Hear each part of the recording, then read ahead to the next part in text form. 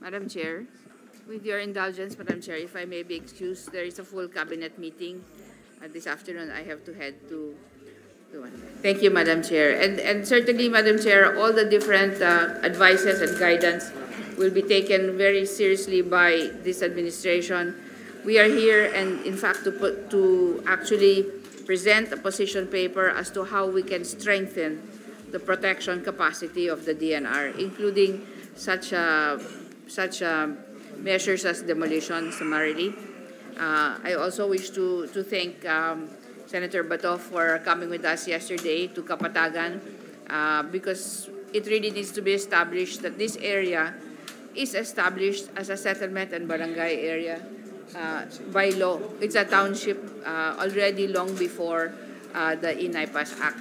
So we have to contend, of course, with that particular why did reality. we include that in the protected area?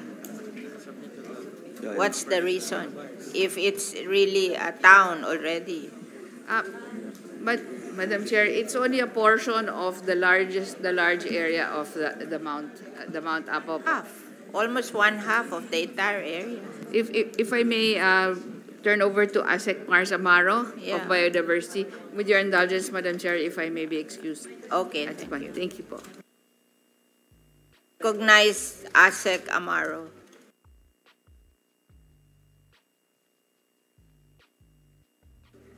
Thank you, Madam Chair, Your Honor, and with the indulgence of the Secretary. If I got it right, the query is what to do with the settlements that are in the PA. Tama po ba?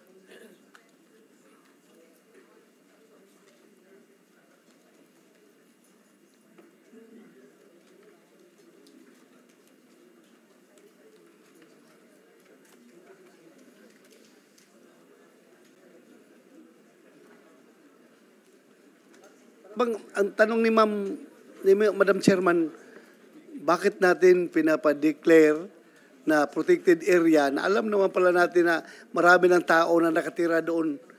Yung nga, para bang it defeats the purpose of declaring it as a protected area na hindi naman natin ma-protect dahil nagkalat na ang tao doon. Matagal na nakatira ang mga tao doon. Parang yun ang tanong ni Madam Chair.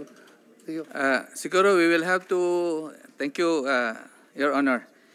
Perhaps we should go back in time when these areas were subject to existing laws and regulations without the recognition of biodiversity conservation as a very important aspect in our day-to-day lives. Hindi pa uso noon yung biodiversity conservation. Yung mga environmental protection. Hindi pa uso siguro. Ang uso noon is paano mabuhay ang tao. Paano makapaggamit ng natural resources. Yan yung trend noon. Yes, so, and thank you, Your Honor.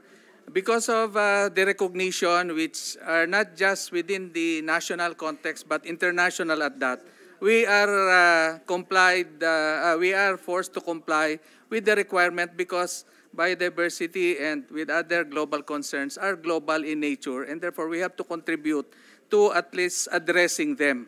So in the process, and the latest was in last year's 2022, where we are now required to provide for a bigger areas as target to be declared for protected areas in both terrestrial and marine. So that's the challenge because we're not starting with zero, virgin nature of these areas. Are you issuing ECC? Kung may hindi na sinunod, bakit dinagdagan nyo pa yung but why did you issue the ECC? Ma'am, siguro on the part, Madam Chair, on the part of ECC, if these proposed activities are within the allowable, that we call, such as in the multiple use area, which is in the law, enshrined in the law, so we subject them to the environmental impact statement system. And since we cannot just disapprove because sa amin na lalagyan ng reclamation alam nyo mamamatay yung mga mangrove namin at babaha kami. But in-issue nyo rin yung ECC doon. Oh. Ma'am, Di kasali kayo. Ma'am, can we go to the process, ma'am? Sabi na in-issue nyo yung ECC dahil hindi kailangan yun. Ma'am. Sana kayo, nahiwalay kayo sa kalokohan. Kung ang local government nag-issue ng PAMBI because there are local government, kayo nagmatigas kasi kayo ang DNR. Bakit kayo nag-i-issue? Ma'am, yeah, ganun nga po, ma'am. So, in the process, because these are allowed under other laws, and because of the reality on the ground, we subject them to the environmental impact statement system. Yeah, pero Asek, Yes, kasi ma'am. at the moment, ang dating sa aming lahat, on paper lang tong konsepto ng protection. Walang actual implementation. It's just parang on paper na declared siyang protected pero hindi talaga siya protected. And siguro on a personal note, Madam Senator, I've been just over 1 year as BMB, concurrent director. Naman yan reason. Blue. Ma'am, Yun ang hindi tama, po on sinasabi, paper lang, ma'am. pinalulusot nyo. Ako, I can understand, nag-issue ng PAMBI kasi may mga local government doon. But yung ECC, purely DNR yan. Ba't kayo nag-issue na ECC? Ma'am, first reality check is through the DNR PAMBI. yung EMB. Oh. Ma'am, Madam Chair, may I be acknowledged? Senator Legarda. Thank you very much, Senator Villar, for conducting this hearing, and thank you to everyone present here today. Mula po sa simula ay nandito po ako nakikinig sa inyong lahat. Simple lang po ang katanungan at tama po ang aking makasamaan sa sinabi. Ginawa po natin yung batas para proteksyonan. Ayon sa ating batas, ang PAMBI, ang Protected Area Management Bureau, na ang head po ng bawat PAMBI ay yung Regional Executive Director ng DNR, siya po ang chairman. Sa ilalim po ng RED, nandyan po yung Regional Director ng MGB, Mines and Geosciences ng region, at sa ilalim din ng RED ay yung EMB ng region, Environment Management Bureau. Maliban siyempre sa Central, sa Maynila. Ang mga miyembro ng PAMBI ay samut-sari na nakasaad po sa batas. Ang mga PAMBI po ang siyang nagtatalaga kung ang ating tinalaga na protected area ay magiging multiple use zone at strict protection. Sa aking pagkaalam ay dalawa, sinimplehan na lang nila, multiple use. So, ang multiple use po na ito, agrikultura, tama Senator Villar, okay yan. Hindi dapat may mga settlements o mga negosyo na sinisira yung aming konsepto na sabi ni Senator Binay sa protection nga ng protected area. Kaya nakaka-shock na, let's say, yung sinabi niyong dineklara na multiple use, mamaya tatalakayin, ng Bohol ay 97% multiple use. Ngayon, tinatalakay niyo ang Davao, ang Mount Apo, na ang dami rin mga seeming violations. So, wag pong pasa-pasa. 1 year pa lang po ako. Bago pa po ako. Kasi madali po eh. Tingnan lang yung petsa na tinayo, yung settlement, yung resort, kung ano man. At kung sino ang chair ng PAMBI noon, ayun yung Regional Executive Director ng DNR na sigurado ako nandyan pa. At yung taong yun ay dapat kaya niyang sagutin. Maliban dyan, yung pag-issue nga ng ECC, maski sabihin yung multiple use yan sa PAMBI at chair dyan ang DNR na Regional Executive Director, sabi mo nang nakalusot at maluwag ang PAMBI, ay dapat yung pag-issue ng ECC ng EMB region ay hindi binibigay kung maluwag man ang pag-interpret ng chair ng PAMBI na DNR Regional Executive Director. And I will ask more questions when it comes to Bohol. I will leave it to my colleagues itong sa Davao. Pero yung konsepto na pinag-uusapan po natin sa Davao ay applicable sa Siargao, applicable sa lahat ng protected areas, including and especially Bohol. So, Madam Chair, may I request the DNR to state who was the Regional Executive Director, Chair of PAMBI, who issued the management plan and allowed the multiple use zones that all the settlements were granted during the time. And this question, aside from Davao, will also pertain to the Bohol protected area of the Chocolate Hills. Thank you, Madam Chair. Madam Chair. Give the names na lang. Tinanong niya na give the names. Sino yung in charge nung bigyan niya? The red of Region 7 may be able to provide the answer. Hindi, ganito po, ang tanong ko po, Madam Chair, Davao pa po ang inyong pinag-ausapan. Kasi I see the frustration of my colleagues. Pinapasa-pasa po kayo, ay, bago lang ako dito, ay, hindi pa ako noon, etc. So, from Davao, punta po tayo ng Bohol, yung sa Davao, sabihin nila, sino ba yung red nung panahong yun? Ako, dediretsuhin ko na.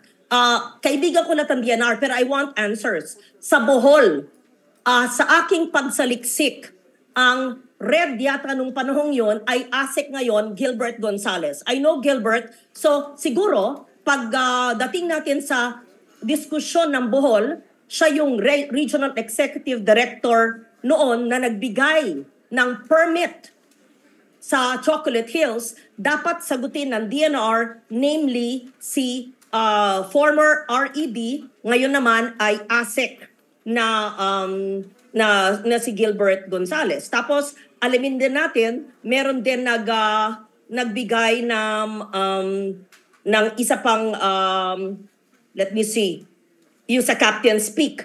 Dalawa yung pumirma eh. Central Visayas Director at the time, Gilbert Gonzales. Correct me if I'm wrong.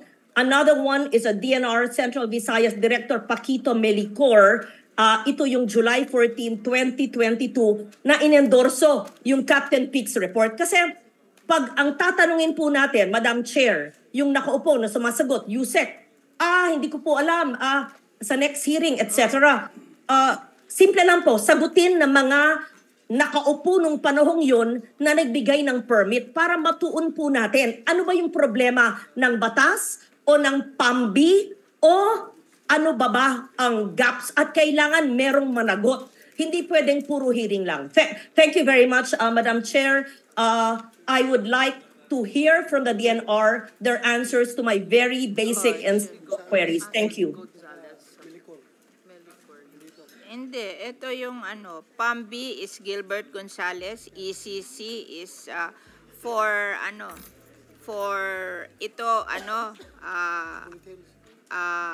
Mount Apo. Chocolate Hills is ang PAMBI is Gilbert Gonzales, ang ECC is Melicor. Tapos doon sa sa Mount Apo, sino ang PAMBI? Nag-issue ng PAMBI? Ikaw rin, Gilbert? Sino ang ECC? Wala pa ang ECC, ma'am. Ikaw magsalita ikaw pala lahat eh.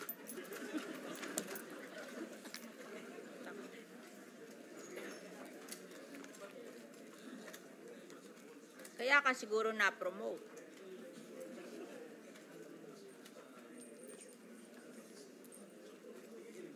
Ma'am, if I may be given 59 seconds, I'd like to put in the correct context yung sagot ko kay Senator Baton. I just want to know who issued the, Yes, they're ready. They're ready po.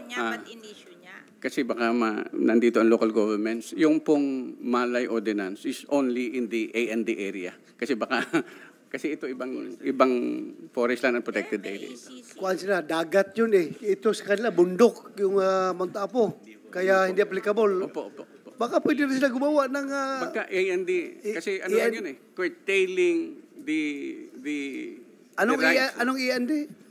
Alienable and disposable. Alienable and disposable. Opo. Thank you. Madam Chair, Madam Chair.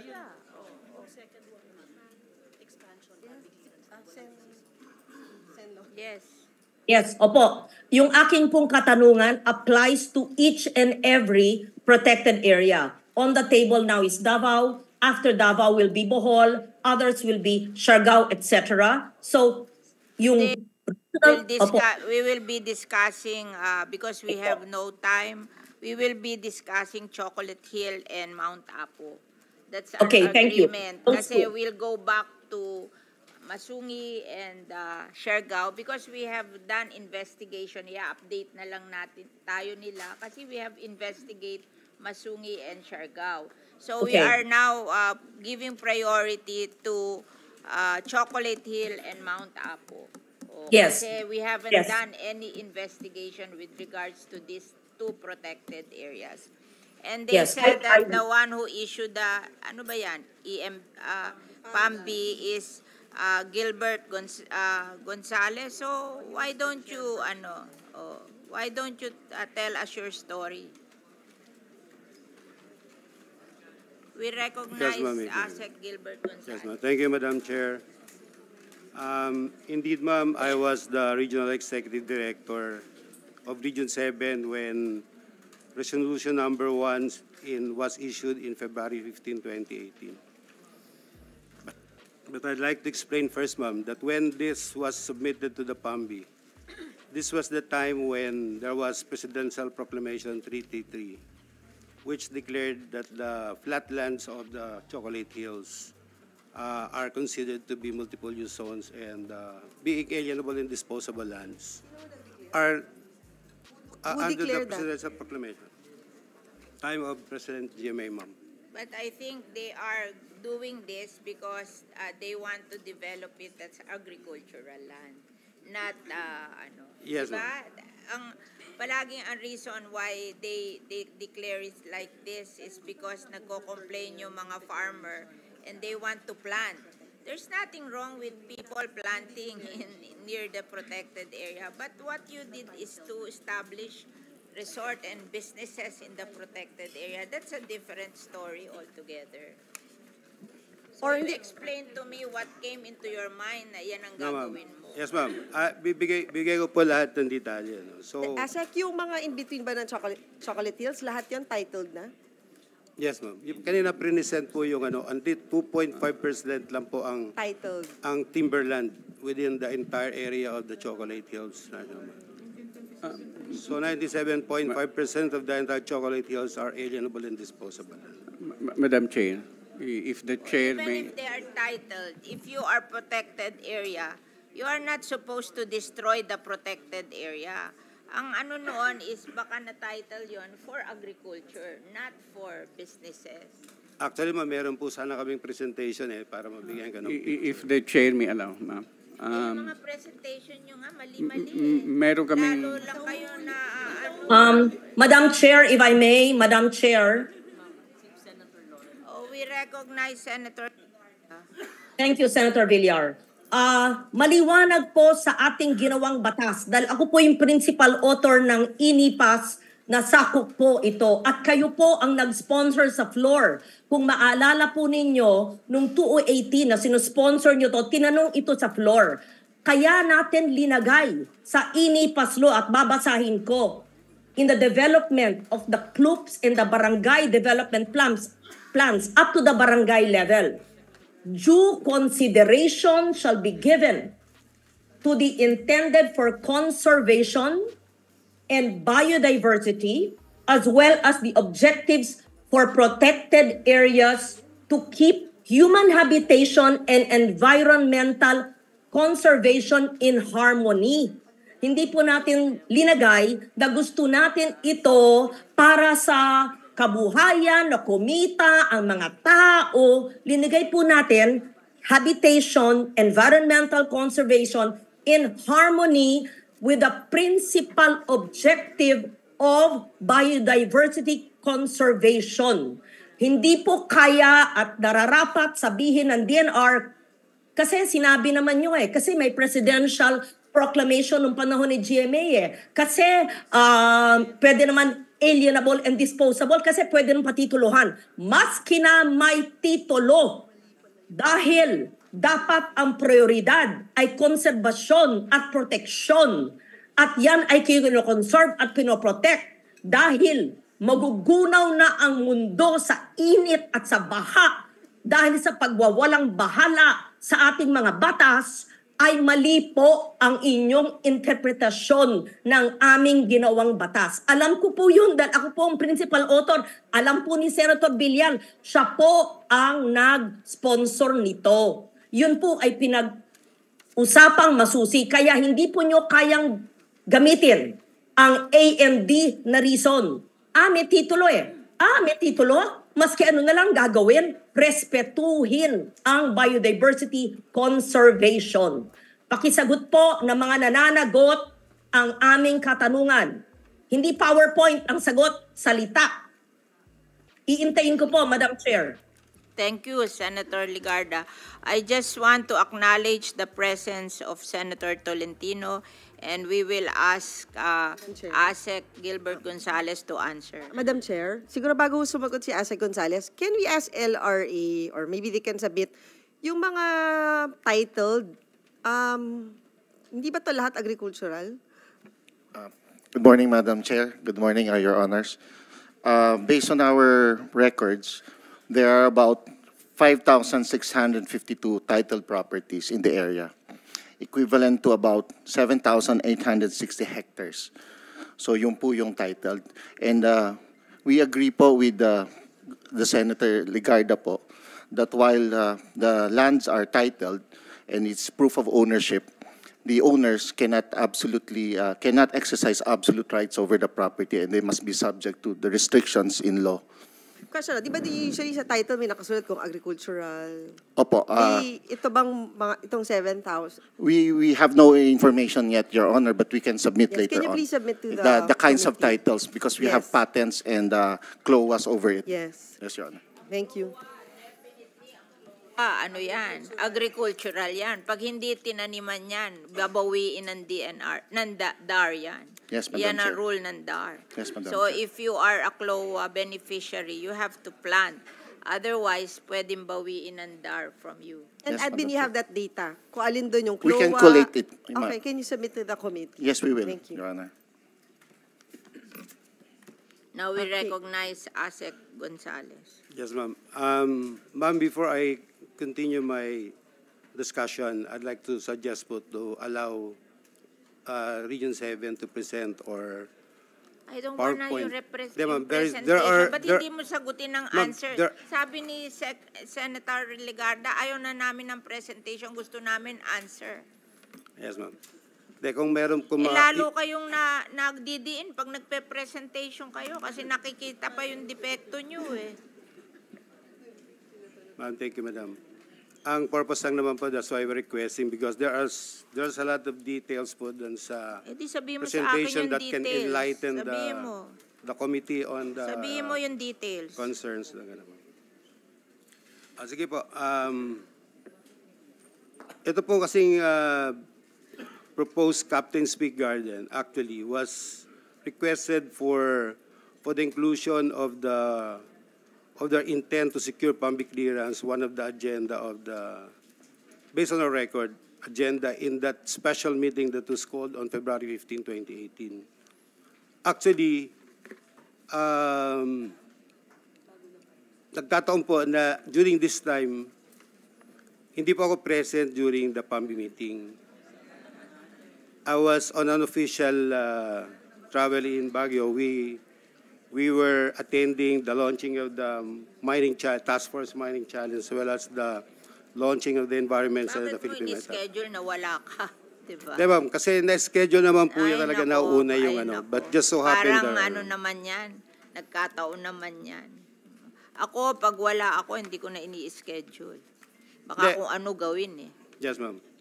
Provided naman po kasi sa... Tanungin mo kay Director Kaan-Kaan, pag hindi ako, hindi walang mai-schedule. Eh kasi baka kung pag alis ko, kung ano-ano gawin eh. Ma'am, it has been the common procedure po kasi that in It's the not case... a common procedure. in Kung case- talagang baka nga umabsent ka para maipasa eh. Hindi naman po, ma'am. Ay nako. Actually po, yung Madam Chair, siguro in light of dun sa statement ni Asek Gonzales na it's a common practice. Hindi sa na- practice, ma'am. It's a No, but- procedure as stipulated in the Yeah, IRR. but I think baka Yusek Adobo, there's a need to correct that common procedure na wala yung chairman. Or Sige ma'am. This baka that- you need to tighten meron that procedure. If I may be allowed by the chair, meron kasi kaming Department Administrative Order saying that when a quorum is had and the presiding officer, as designated by law, is not present, they can elect, the members Katulad present can nito, elect a ang presiding member ng officer. PAMBI, puro barangay captain, pinabayaan nyo. Aming pong, we will revisit our puro procedure, ma'am. barangay captain. Yusek Adobo, baka there's a need na pag wala yung taga-DNR na member ng PAMBI, baka hindi pwedeng magkaroon ng, Sige po, baka ma'am. hindi pwedeng magkaroon ng hearing. Baka it can be just a policy. Yes, Madam Chair. We will revisit our Department Administrative Order on this matter. Madam Chair. Yes? Madam Chair. We recognize Senator Legarda. Salamat po. Sa aking pagkaintindi sa sinabi ng PAMBI Chair at the time, who's now Asek Gonzales ng DNR, absent siya o wala siya nung na-approve. Alam po natin na ang pag-approve ng isang paggamit o zoning ng proyekto sa isang protected area ay hindi lang pong isang meeting. Yan po ay parang ating batas, marami pong hearing at syempre, maski wala po yung chair na DNR Regional Director, meron pong minutes of the meeting kung absent siya nun, isasangguni at kung ayon sa kanya ay hindi tama yon, ay hindi naman po matatapos yung proseso para po sa pagtayo ng resort. 6 na taon na po nakaraan, so gusto kong mas maliwanagan. Hindi po pwedeng 1 day absent, inapprove ng PAMBI, walang alam ang PAMBI chair, ang DNR, at nagtayo na lang sa walang kaalaman. I cannot believe that the absence of the PAMBI chair, who's the regional director at the time, will allow it to happen and did not know what was going on under his or her, his nose and eyes at the time. I cannot believe that. Otherwise, Madam Chair, babaliwalain ng lahat, hindi lamang ng DNR, ng buong bürokrasya, ang ating mga batas. Pagsasabihin, absent ako noon eh. And we will just leave it at that. Absent ako noon, so wala akong kinalaman doon. At saka ang miyembro ng PAMBI ay hindi ko naman kilala or hindi nagsumite, overruled ako, may quorum, yun na lang, ganun na lang. Hindi po, ayon po sa batas na sinulat po nating lahat at inisponsor po ninyo, Madam Chair, ay mananagot dapat ang implementing agency. That is the reason why we put a PAMBI, a Protected Area Management Bureau. Kaya nga ang tinalaga natin na chair ay yung Regional Executive Director para mag-alaga for biodiversity conservation, not for hotel management. Kasi kung gusto namin ng puro kita at hotel management, ay sana yun ang linagay namin sa batas. Kaya, maari po ba ay dinggin ko ng muli ang mas madetalyang sagot ng nagbigay ng pahayag kanina tungkol sa pagbigay ng permiso sa Captain's Peak sa ating protected area Chocolate Hills. Thank you. Banggitin rin po ang pangalan ng ibang miyembro ng PAMBI at the time. And this question, please, goes for Davao as well and all other protected areas we will see because we have to see accountability. Hindi po pwedeng puro PowerPoint ang sagot sa ating mga tanong or wala ako doon, absent ako noon. I'm sorry. Thank you, Madam Chair. If you would see the list of that day, they are all barangay captain. And presiding officer is barangay captain also. Walang iba. Oo. Yes. If you Thank see you, Madam Chair. the list Yeah, of yeah. na nagbigay. So maybe ASEC Gilbert Gonzalez can explain this. Yeah. Pakipaliwanag po. Thank you. Yun nga po ang situation po natin in the membership and composition of the PAMBIs. Mostly each barangay is represented as it is covered by the entire area of the protected area. So kaya karamihan po ng ating PAMBIs, majority po ng composition are barangay captain as stipulated naman po yan sa batas. Kaya kung dito po sa Chocolate Hills, kung hindi po kakaiba na yung mga members ng PAMBI ay karamihan ay barangay captain. Do anything? Nakita mo nang puro barangay captain to, you didn't do anything.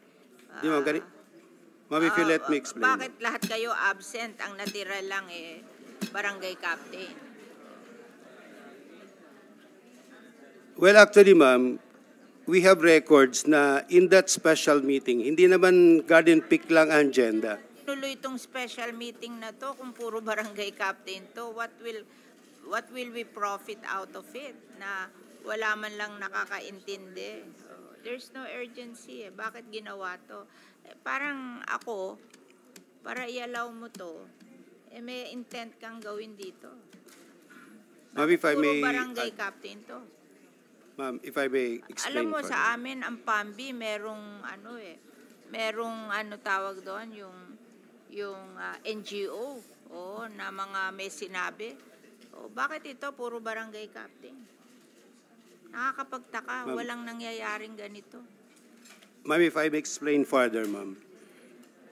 Hindi naman ho siguro natin masasabi na walang kaalaman yung mga barangay captains. Ang PAMBI clearance ang isang puro barangay captain. That's a very important decision, di ba? Bigyan ng PAMBI clearance yung isang magtatayo, which is really against the principle of tawag dito, protected area. Tapos biglang nung day na yon puro barangay captain ang nagbigay, wala man lang kayo doon.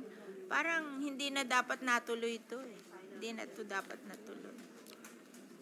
They're deciding on a very important issue in Chocolate Hills, and then nagkataon na puro barangay captain ang magdi-decide. Ano to? Madam Chair. Ligarda. Thank you. Bagamat wala po yung pipirma, pagkatapos po niyan ay aakyat po sa kanya as Regional Executive Director ayon po sa ating batas. At kung tinalaga po ng PAMBI na gusto nila ng resort doon sa mga burol, ay maari naman pong hindi niya pirmahan.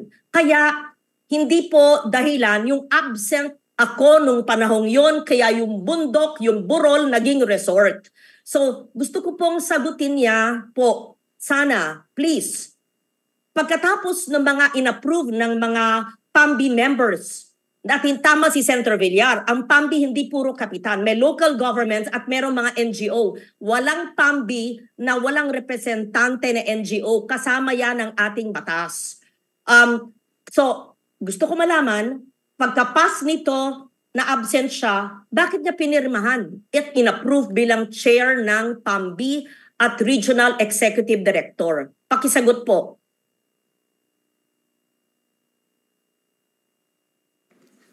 Okay, thank you, Madam Senator. Actually, marami pa sana ako kaninang gustong ipaliwanag, pero medyo nakakaligtaan ko na. Pero ito po kasing nag-attend ng PAMBI meeting na ito. Although mga barangay captains, hindi ko naman po masasabi na wala silang kaalaman. Kasi kung titingnan nyo po doon sa resolution number 1 na pinirmahan at inapprove in-endorse ng PAMBI, marami po silang mga condition and stipulate dito. In fact, meron din silang mga isinaad dito na hindi nila ina-allow na ilagay. Sinabi dito, there should be no structures to be erected at the top of the hill. So nagkaroon talaga ng deliberations dito. Pinag-usapan nila what is acceptable to the PAMBI. So hindi naman po talaga outright na nag-oo lang sila. In fact, in-emphasize nga dito that the proponent should secure pertinent permits from other offices as required, including the environmental compliance certificate. Dito po kasi, kung nire-require at sa tingin ko, the reason why, at saka talaga pong i-impose yung ACC because it is a requirement for any undertaking within a protected area.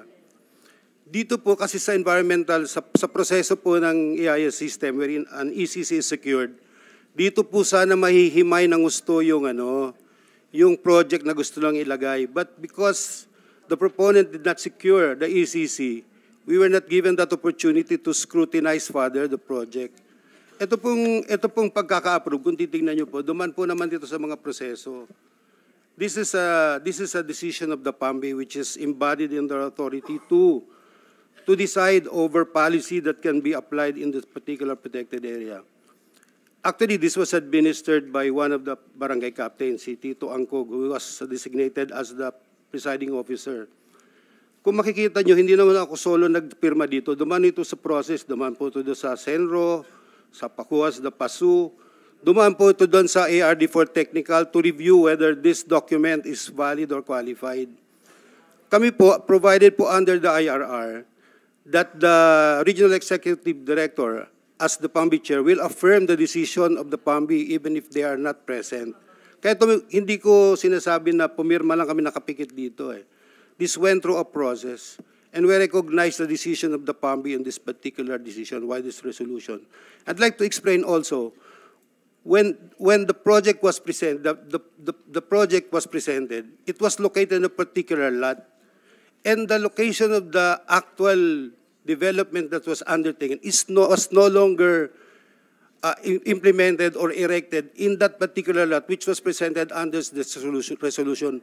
Kaya po nagkaroon ng resolution number 2 because there was a new site wherein the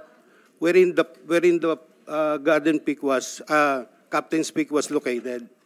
So kaya kung hindi po nangyari itong inisyo ng resolution number 1 dun sa pre-propose sila, there is a new location for this, and that was covered by the resolution number 2 that was issued in 2022. Anong laman nung resolution number 2? Yun nga po, so yung resolution 2, the same sir, endorsing the project with certain conditions, but it is now on a new location. New location?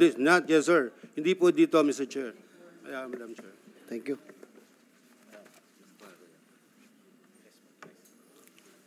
Pero maganda malaman, ano ho ba nangyayari sa isang PAMBI hearing? May standard do ba kayo na, may guidelines ba yun na pag may PAMBI hearing, kailangan may technical presentation, ano pa ba? May minutes of the meeting, ano yung, kailangan ba mag-appear yung may-ari and mag-explain kung anong gagawin niya dun sa property? May ganun ho bang procedure na nakasulat ang DNR?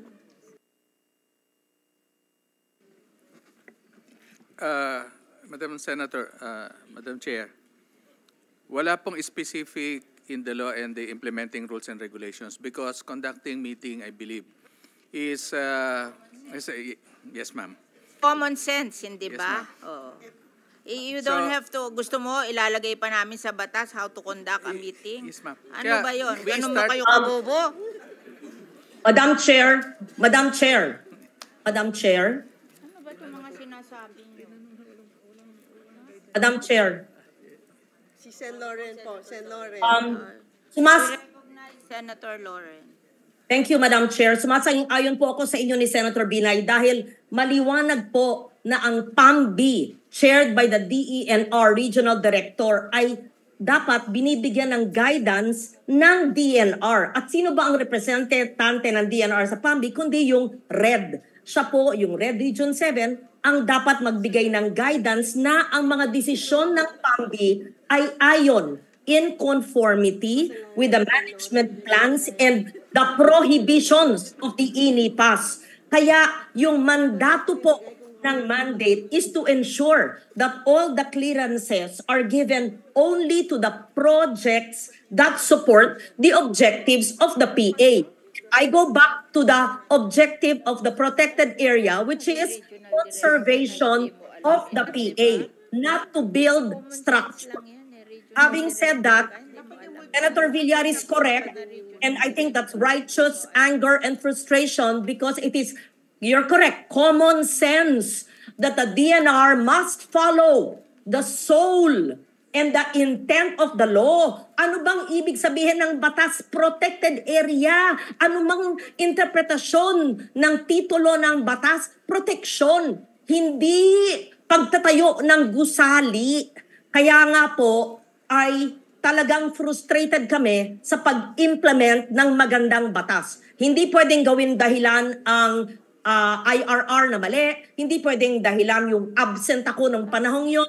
Hindi pwedeng gawin dahilan na meron ng quorum, etc. Maliwanag. At the end of the day, the DNR has the mandate through the Region Executive Director to implement the law with the sole objective of biodiversity, protection, and conservation sa kabubuhay rin nating lahat. Hindi lang para makita, hindi lang yan aesthetics sa ikabubuhay natin lahat. So the answer of the DNR is not accepted. I am not content with a very frivolous answer. Hindi po pwedeng palusot, Madam Chair. Thank you. Oh. Yun. Ayaw nila ng mga answer nyo. Madam Chair, if I may. Oh. Actually po, nabanggit ni Sec. Loizaga kanina that's why we're undergoing, number 1, an inventory of all the illegal structures. Number 2, administratively, ma'am, we're also taking a look at the personnel and yung mga yung ginagawa po nila sa trabaho nila. It's part of the entire process now that she instructed us to do para po makita yung lapses and gaps, no? And with regards to the request of Senator Legarda, we will provide the names po dun sa PAMBI, what do you call this? Yung composition po ng PAMBI, yung RED at yung RD po. We'll provide that. Actually po, as we speak, pinag-aaralan po natin talagang ano nangyari ng mga times na yon para makita po natin. I do agree and we do accept that. So we are doing the investigation now, ma'am. We will submit to you kung ano pong kinakailangan. So there are 114 protected areas in the Philippines. Oh, how many provinces yun 114? How many regions? Lahat ba na region may protected area? Yes, yes. So, yes, Madam ang Chair. head ng PAMBI sa lahat ng region is the RD, Regional Director. O Correct, yung Regional Director ba nila, hindi nila alam yung responsibility nila na alagaan yung mga protected area? Wala bang training yan na marunong sila mag-alaga ng protected area? Bakit sila nagdi-decide ng ganyan? Oh, there's something wrong. There's something wrong. There's something wrong. Kasi, bakit nadi-decide ng ganyan ng hindi, Ako, I can understand baka yung PAMBI. Well, of course, we will improve the PAMBI. But, yung ECC, hindi ko na yun ma-understand. Kasi kung hindi nyo ma-control ang PAMBI, yung ECC, kontrolado nyo sa DNR. Bakit magsasabay yun? Kami naman, okay lang sa amin kung halimbawa ginagawa niyong agricultural land owned by private person. Kasi maganda rin yun sa protected area, yung may mga tanim. But yung sinasabi niyo na tatayuan ng kung ano-ano at pumapayag kayo, that's a different story altogether. Ha? That's a different story altogether. Madam Chair. Yes. And siguro Yusek, since wala na si Secretary, parang nakakagulat lang na there's a possibility na nagko-conduct ang PAMBI ng hearing ng walang minutes kasi meron naman. Actually, ma'am, all these are documented and submitted to the central office.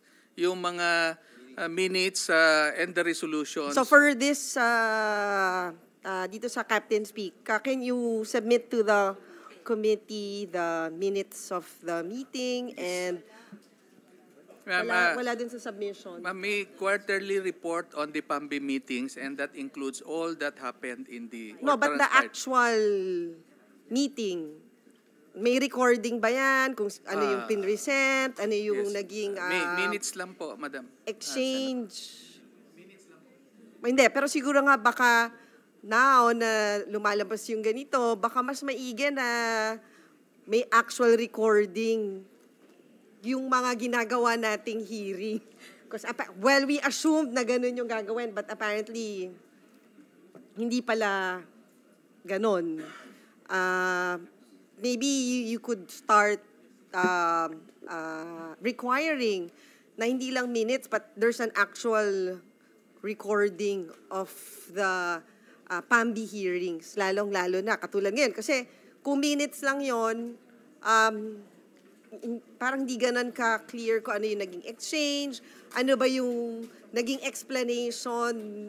I would assume, meron ho ba during that time, may invited ba na technical expert na would explain dun sa mga present na ito yung gagawin, ano yung hindi dapat gawin. May ganun ho ba during the meeting?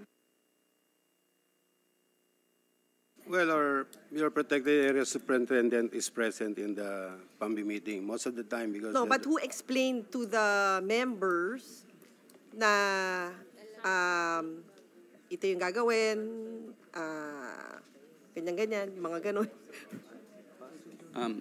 If I may, Madam Chair, no?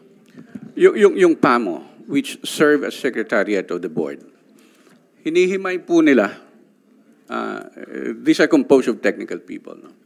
And they're the ones that have interactions with specific members. Siguro let's be specific. So for this case, sa I Captain's Peak, believe si PAMU ba was present and explained to the members yung gagawin ng Captain's Peak dun sa Chocolate Hills? Yeah, the PAMO is the office. No? The PASO is always there. No? Wait, nalilito na ho ako. Sino naman yung PASO, PAMO? Yun yung superintendent po. No? So, si superintendent, in-explain niya dun sa mga present na kapitan. That is one of his duties as... Well, on this sa case na to, did he do that? I'll throw it to the region. Hindi, pero hindi naman ikaw yung magpe-present, di ba? Yung superintendent. Absent din yung superintendent. Ma'am, with your indulgence, if you will allow us, we will submit the entire process, the minutes of that PAMBI meeting, who presided. So absent din si superintendent? Sorry ma'am, I'm not private.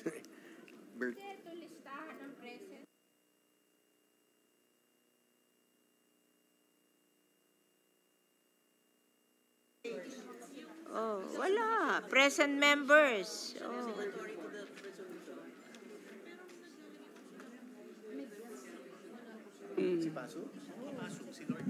Madam Chair, if it is okay, the PASO is here. If we can have her. She's the head of the secretariat. Wala rito eh. So for Captain's Peak, who explained dun sa PAMBI meeting? Kasi di ba sinabi niya nga kailangan ng technical study muna ng PAMU. Tapos sila yung magre-recommend sa PAMBI. Tama ba? Hindi, ang gulo-gulo nga nila eh. Yung mga senador, kung ano-ano tinatanong, ayaw nila mag-follow ng ano. Eh, natatamad na ako kasi ang mga sagot eh.